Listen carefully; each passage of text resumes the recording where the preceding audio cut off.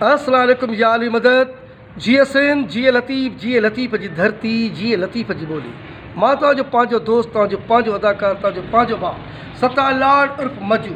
दोस्तो, जीअं त असांजे सिंध जो तमामु बहितरीनु फनकार सदाकत अली विस्तड़े साहब जो हिकु नओं एल्बम अची रहियो आहे मुस्कान इंटरप्राइज़ में, जंहिंजो ख़बर अथव प्रोड्यूसर हरदिल अज़ीज़ ऐं कई फनकारनि खे यकीन कयो त वॾो मान ॾियण वारो भाउ हाकिम अली चन्नो आहे।